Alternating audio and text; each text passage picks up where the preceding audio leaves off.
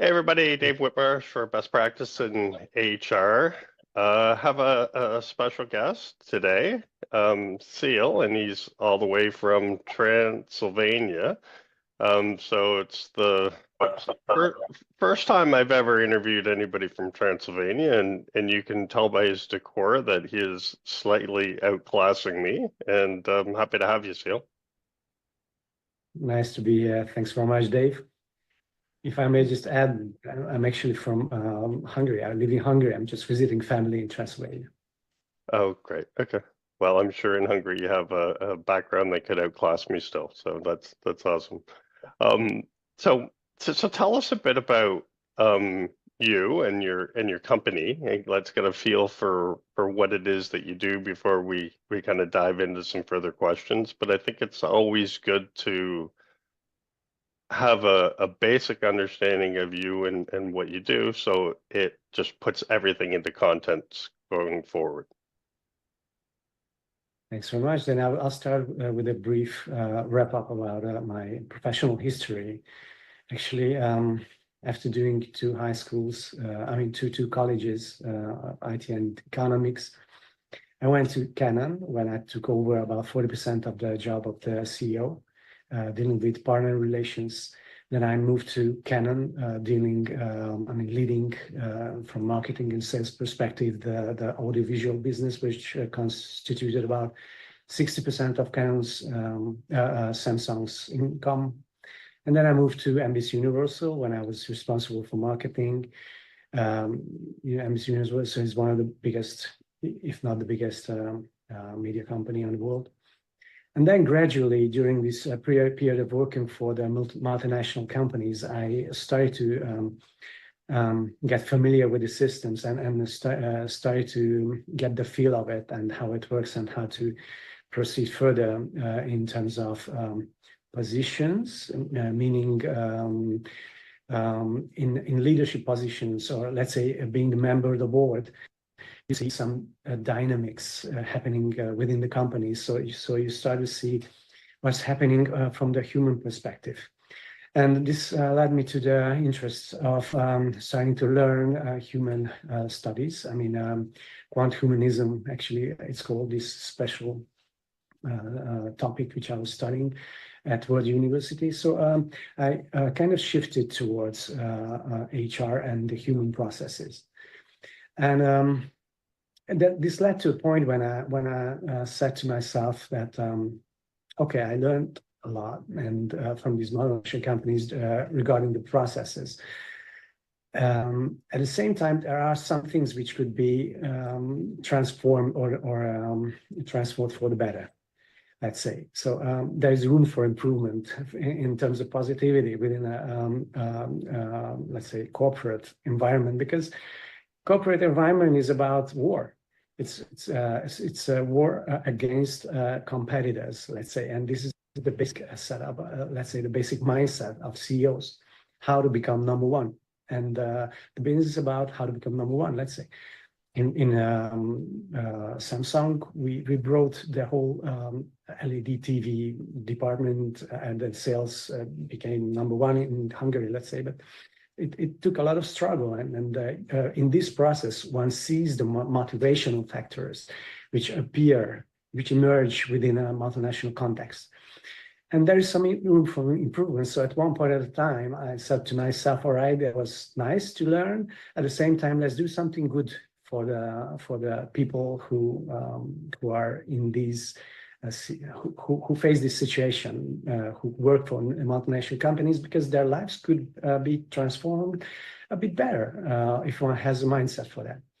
So I sat down with quite a few experts, MBAs in positive psychology, PhDs in statistics, psychiatrist lady from Germany, and from all over the world, from Denmark, the PhD statistics student who was just finishing her PhD, and also a top consultant from Germany, Mike Fox. And so we sat together and we said to ourselves, let's do something. Let's create a system which transforms the company culture to a more positive setup, and it helps people in a way that it benefits the leaders and the goals itself, the leaders themselves as well, because it helps to reach the company goals, the turnover goals, let's say, as well.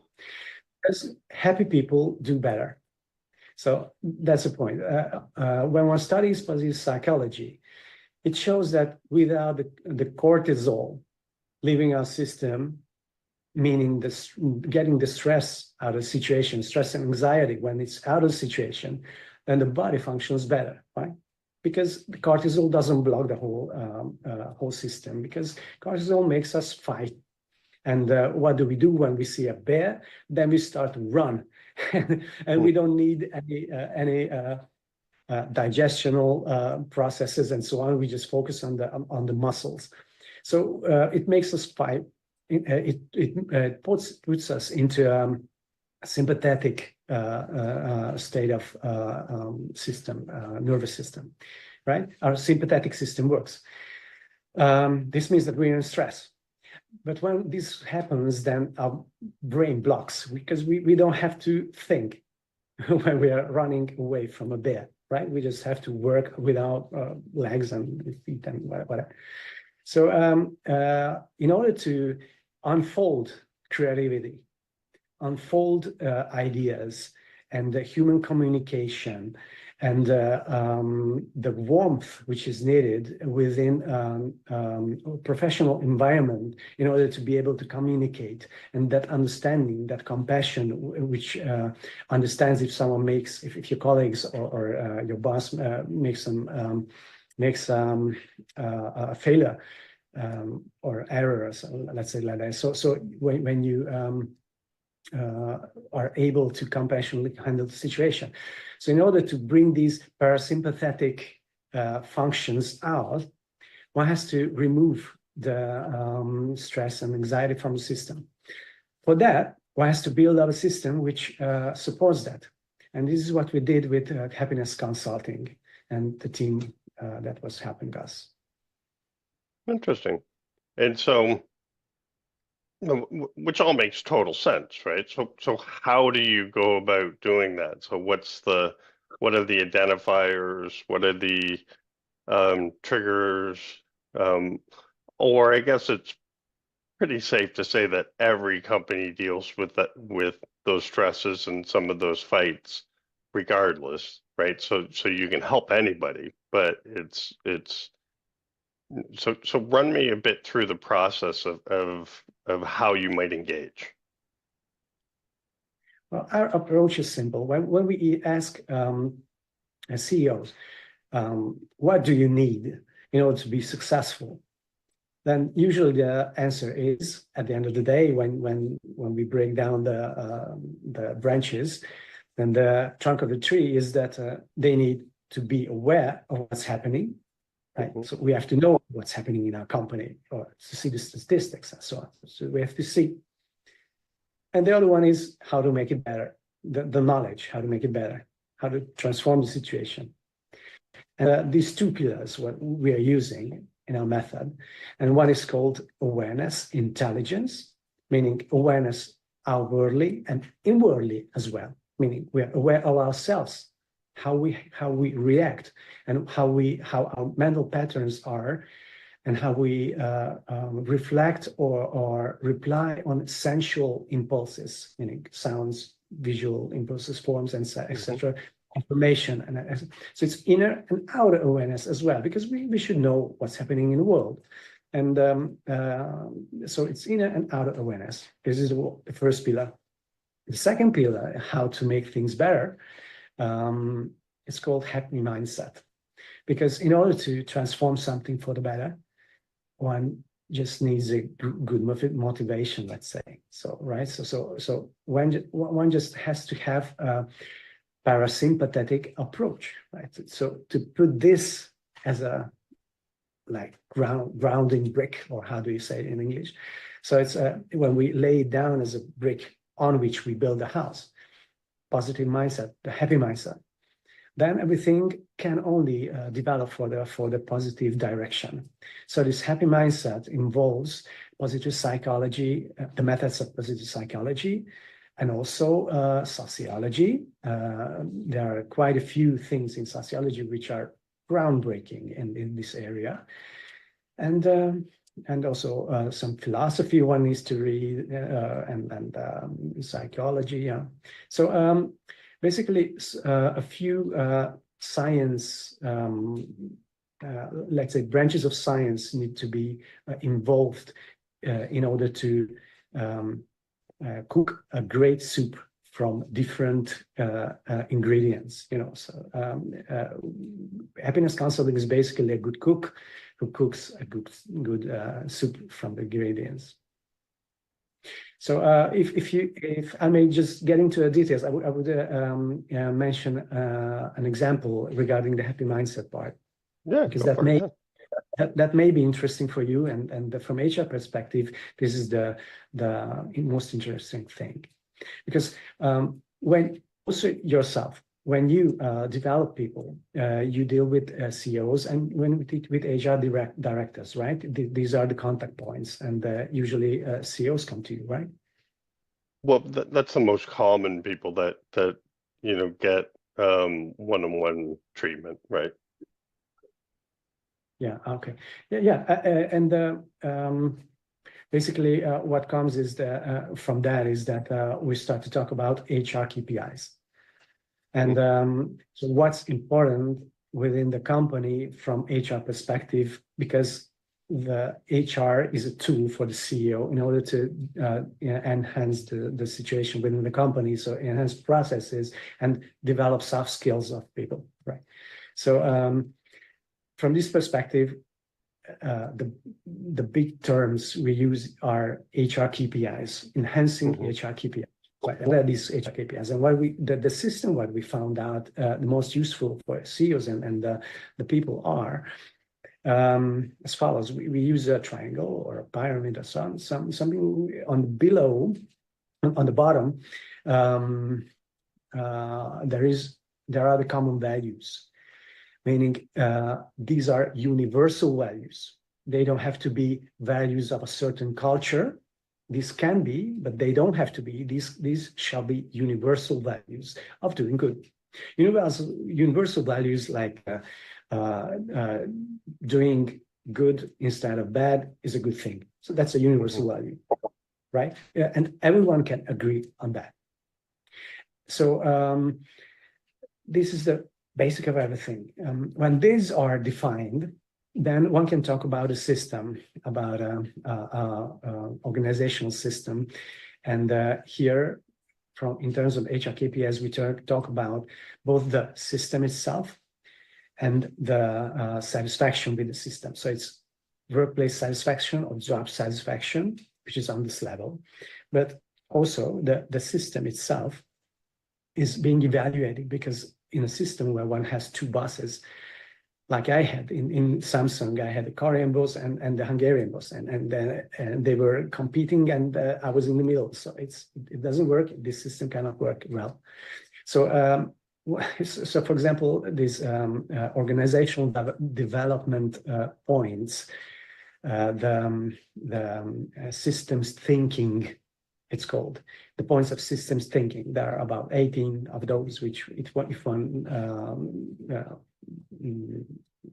like uses them, then the system becomes a smooth flow and so on. So there's both improving the system, talking through and connecting the dots and making a straight line, and also the job satisfaction part, so that one becomes content with what's happening. And because one works for a higher good, let's say, so one shall find the purpose or the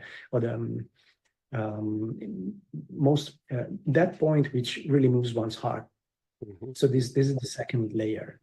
The third layer comes from that, because when one sits at the desk and has job satisfaction, and there's a system that works well, the next one is that one stands up and says, okay, I have a great idea. How about doing this and that? And this is what we call engagement and active participation. And but this doesn't mean one has to marry the boss. It just means that one works for the good, for a good idea, for a purpose. Mm-hmm. So engagement unfolds on that level. And there are statistics that say that in case between two companies where the engagement is high and the other company engagement is on a low level, so it's not in the middle, one is high and one is low, the operational income can be can differ about 50%. Wow. About the same category companies. That's, as I remember, it's Watson research. And so improving engagement comes from fixing the values, then fixing the organizational system connected to job satisfaction, to discuss with people why shall be grateful for their job. Because one can decide to ask for more money or ask for some compassion and for a better workplace. And the statistics of the X generation shows that the young guys don't work for money; they work for feeling well at the company, right? Mm-hmm. So when this is fixed, then automatically the engagement comes. Of course, engagement is connected to the flow of I'm definitely sure you heard about the guy, the famous professor called Mihai Csikszentmihalyi, with the flow, and so one needs some knowledge and one needs some enthusiasm both in that level. So bringing people through these levels and discussing these with them during the trainings are proven to be really, really useful. And on that level, when we're at the engagement level, people burn out usually because they work too much. They work their asses off. So actually, they burn out. So the burnout clinics are full in Germany. With a colleague of mine, his wife, ex-wife actually, but she's a burnout clinic psychiatrist, and they are full with business people who work themselves to the edge. So therefore, when one reaches this level of engagement and one made a lot of money for the company and oneself, because which is connected to the success and so on, one reaches to the point when well-being elements have to be taken inside the system, and the easiest is to just relax. Or to do some mental trainings during the mornings, relaxation trainings, or just go for 2 weeks of holiday, or just train your body to become, and so on. You know those. Everyone knows those. So so to relax out the system. So when a boxer goes to the ring and does the fighting, then after the fighting, after 2 minutes or how much, I don't know, they have to sit down and take a rest, right? And they take some power, gain some power, go back and fight stronger. So this is how it benefits the well-being level. And this level is really beneficial for the company. According to the surveys, I don't actually remember which survey I saw, but it's on our website, happiness-consulting.com. One can see that according to the survey, this well-being level can bring about 2 to 3 times higher operational, 2 to 3 times higher profitability for companies compared to companies that don't apply that. So this working hard, then relaxing, working hard, relaxing. So this this flow, this wave can really benefit people. And finally, when one does that, the working environment relaxes. And on that level, when one uses this well-being level, one is already at the stage that one helps naturally its own environment, its own department. So one becomes the internal coach. developing people, protecting them and developing them. And on that level, it basically brings a lot of joy. According to positive psychology, when we do for people, it benefits us, but we also feel better. We feel even better than we were doing for ourselves. So it brings a kind of happiness at the top. And then this is the keystone, let's say, on the pyramid, because one can build a system from bottom up, but also can build it from top down. So when one learns positive psychology, then one can just recognize what's not working well in the hierarchy, and this really turns out well. And CEOs come to me and say, "Listen, I don't know what I would have been doing without you, because we were collapsing, and now everything is fine. Everybody feels good, and we are skyrocketing." So it's really a great feeling to have those. Well, and not only that, from a fundamental standpoint, it really shows that you care about your employees, right? So you care about them personally, you care about them in their career. You want them to, take those vacations or time to stay healthy, right? And that goes a long way.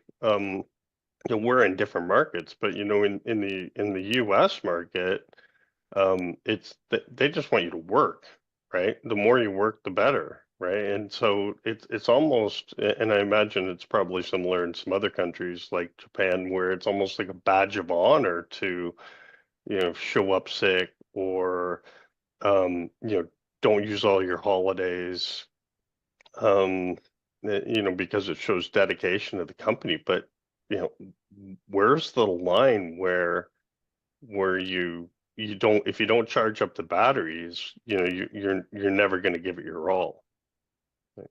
Yeah, exactly. And it's absolutely. This that's also my experience. I mean, there are two things basically. One is the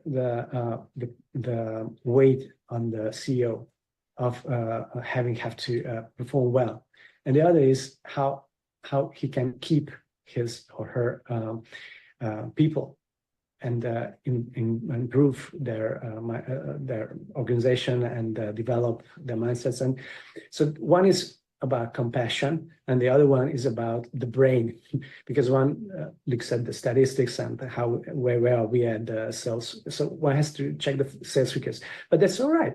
Actually, both CEOs, both the leaders and the employees, take a great leap in their change process when they understand that this is both the name of the game. These are both included, and CEOs get more compassionate. And when an employee hears that, who is not motivated by sales, let's say, then they understand that, okay, but the whole company is about sales. So it's so balancing the heart and the brain, and understanding that both are there. Just as you say, it's really that point. Yeah. And so is most of your business still, is it in Europe or in Hungary, or do you have work all around the country, around the world, or? Well, we created Happiness Consulting as a franchise.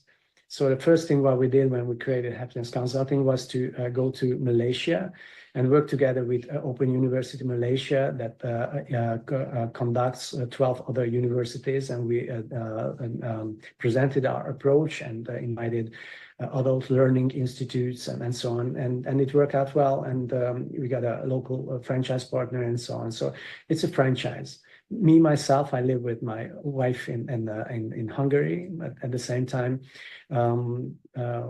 like we are available, just like we're having discussions right now. It's easy to travel or to talk during a conversation online as well. Yeah. Yeah, interesting. And so when CEOs call you, right? And I know you have a pretty active YouTube channel. And I mentioned there's some other ways that you reach out to people, but what level inside an organization usually reaches out to you and says, I have a problem? Actually, the problem can appear at any size of organizations. So above 10,000 and below 50 as well. So I faced both. I mean, all. The point is here is that when one keeps the method of building on common values, we have about 12 online surveys with which we map the system. So we send it out, we map it, we create a lot of charts, and then we summarize it, and we talk with the CEO based on that. So this is the situation. This and this and this and this should be improve. What do you think? Which are the most important points for you? And so the improvement. I'm sure it's also your experience that when it's about improvement, the improvement can spread at any levels. Mm-hmm. So when you put a seed at one point, it can spread, and it's not about if it's a 10,000 employee company or a 10 employee company, because if you place the seed at the right point, and that's the CEO, because we have a saying in Hungary, I don't know how it's in English, but we say it, just translated directly, that the fish stinks from its head, right? So when we start to work together with an organization, the main thing what we discuss is that we have to start from the top, and the CEO has to sit on the meetings, on the trainings, because if he doesn't understand, and we give tools to people. I mean, positive psychology and philosophy and sociology and everything, and they become knowledgeable on those topics. These are different sciences of which is core. We are giving as a, let's say, a gift. I mean, in a business terms, but actually people learn that because it's interesting during training. So when they know it and the boss doesn't know it, it's a funny situation, right? So no matter where we start, one has to aim for the CEO, right? Yeah, and you're never going to change culture or make a difference on anything soft like that without CEOs fully being involved in understanding the program.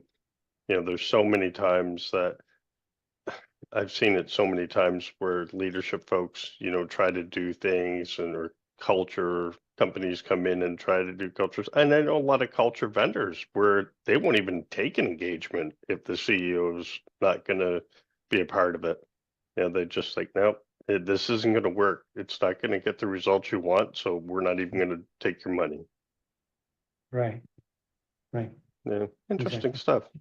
And so is there technology at all to track, measure, or is it just training? I mean, if you mean we have these internally validated surveys where we're using these are simple Google Form surveys. It's cheap. And, anyone can copy that if they want.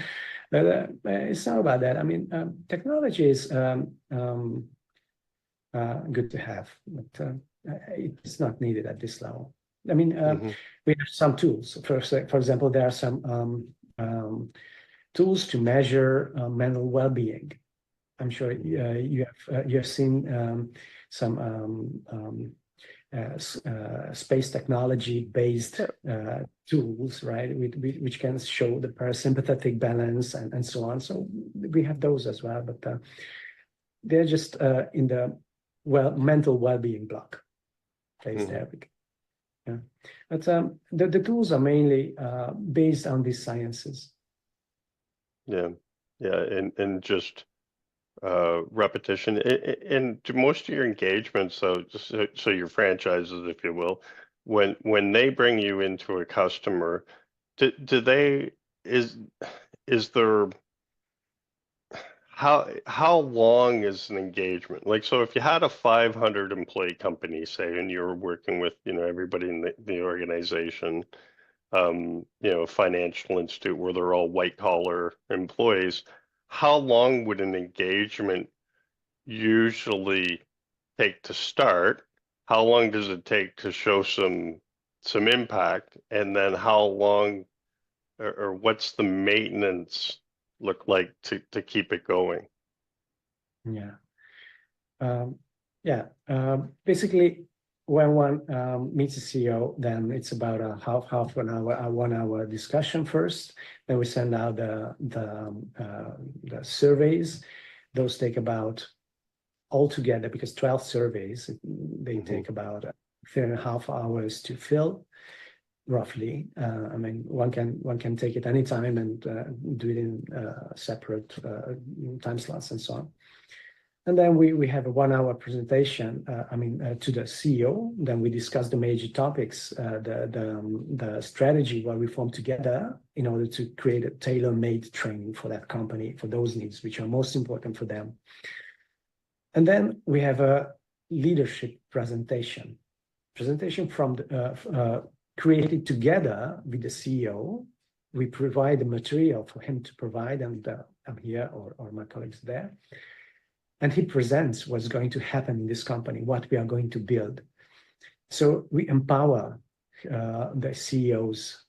We give them material and the statistics, which is handing over knowledge, right? And this starts, and when it's about a 500 or above company, even at a company of 80 people, which was, for example, Samsung, we had an internal trainer. And usually internal trainers are involved. And when we say that we have a system for involving internal trainers, happiness ambassador program, we call it. And trainers take part of the trainings, the first trainings, which is presented top down to the CEO and the top management. And trainers can become happiness ambassadors, meaning that they receive all support from us. They can use the surveys themselves. They get additional material to read, books, video material, and so on. So they get a full training. So this is an approach where we hand over the full knowledge. We don't keep it for ourselves. We open it up to the companies. They can have the full knowledge, and they can use it for themselves. Basically, what we recommend, you were asking about the reconciliation period, and the period that it takes to get effect.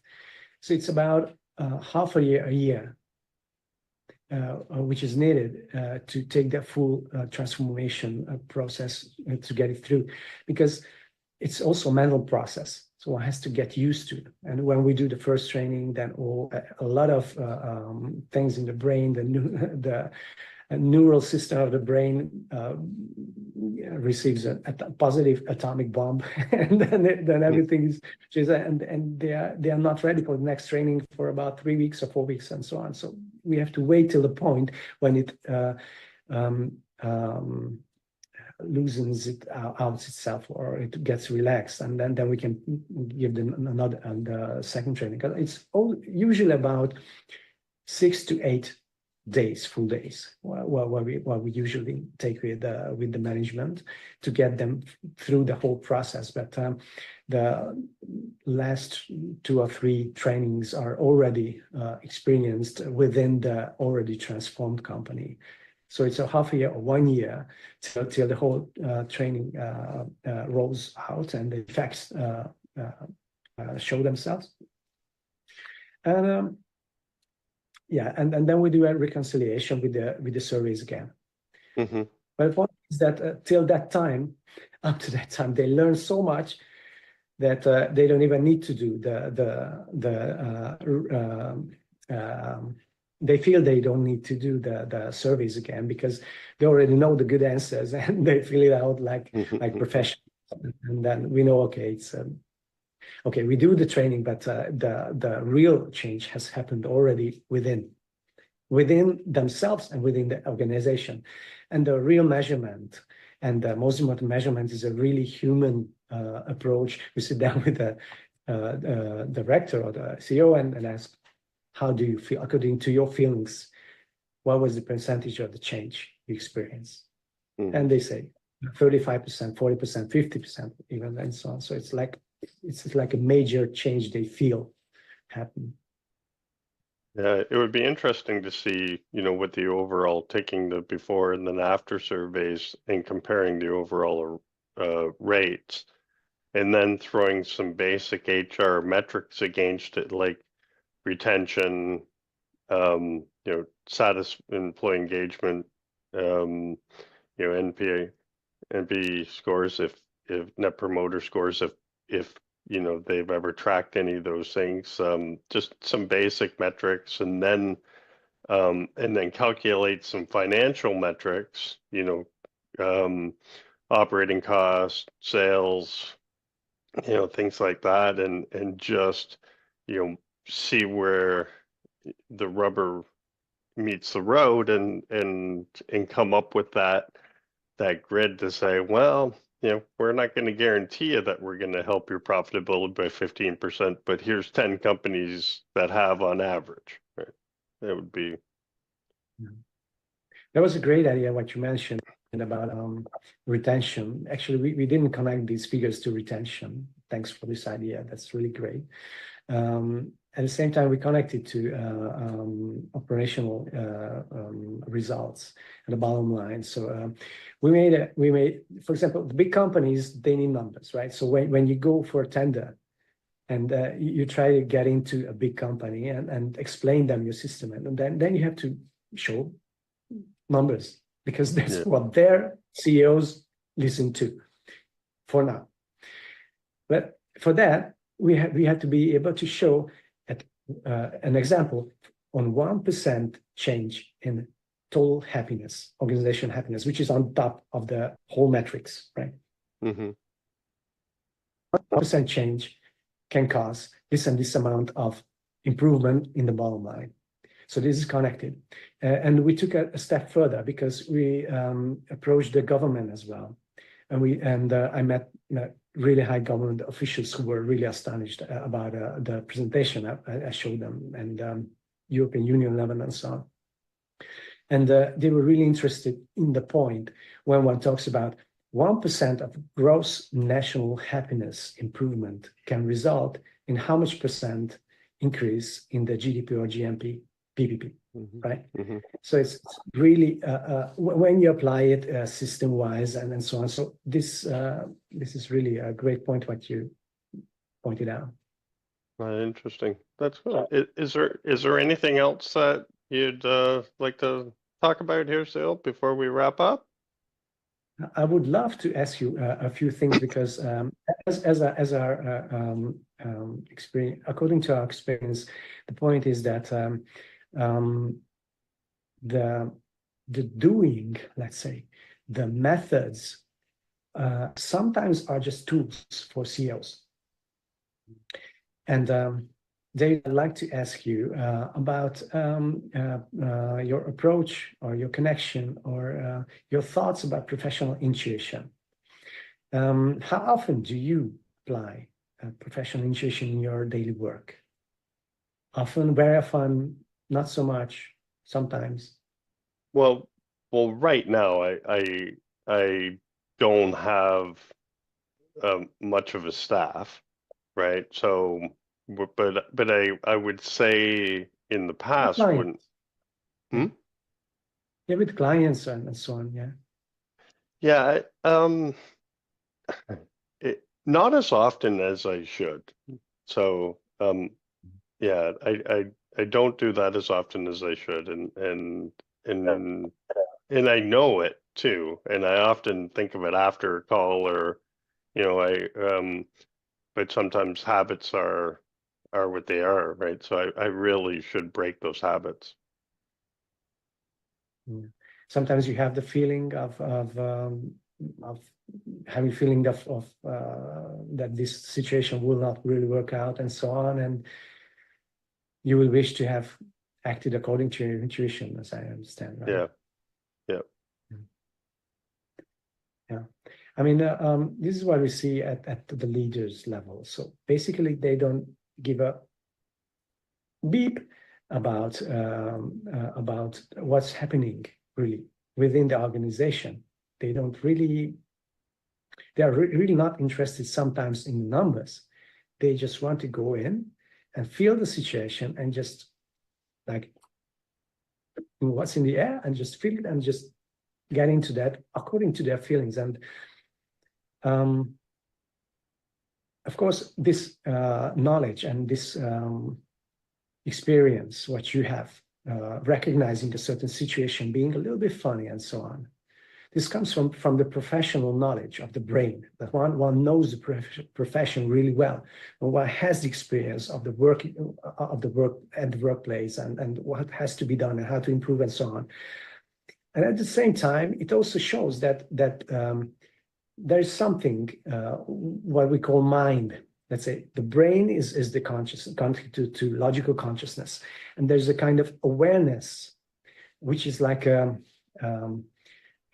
movie screen, which is shining behind the ever-changing pictures within the screen. So within the movie screen, the movie plays what we do and how we do it, and we're changing the colors from black to purple and so on, to purple to red and to red to so as we want, you know. But at the same time, we forgot that there's the radiant mind, the awareness which is there, and this awareness is bubbling up in these situations when you experience this. Oh wow. Probably there is something. You don't know why, because it's not connected to logic, to the 3D logic, but it's a kind of 4D space-like awareness, which just says, wow, what's happening here? Something's not right, right? So this is the sign of the leaders, what they do according to our experience as well. And I'm really happy that you confirmed it. Thanks very much. Yeah, it's really funny, and I've just the people that I speak with, you know, on a regular, you know, coaches and consultants, and I find myself spending way more time with coaches, you know, in the overall HR space versus payroll or staffing. I just find them more fascinating, and more genuine, and they always share things that, you know, so my awareness on things like that is just grown exponentially over the last 7 years. Right? That I think that if I look at what you brought to as a VP of sales with 30 people under me, if I was to do that same job now, I would have a way different approach. Right. Mm-hmm. Yeah, and even more so if I, you know, was involved in a program like yours, right? Then it would be, you know, to the next level, the approach that I would have too. So it's so fascinating, and I love how you bridge the psychology in there, right? Because psychology makes humans work, right? That's that's what we're all about, right? Exactly. Yeah, yeah, And that's we are awesome. psychology, right? Yeah, Yeah. yeah, And this human approach, what you mentioned in the beginning, is the key of all, because when one has that, one can relax the sympathetic states of mind to parasympathetic, and everything comes from that. One just wants to have a human contact, right? And do something good, and everything comes from that, as you said. Yeah. yeah, 100%. That's very cool.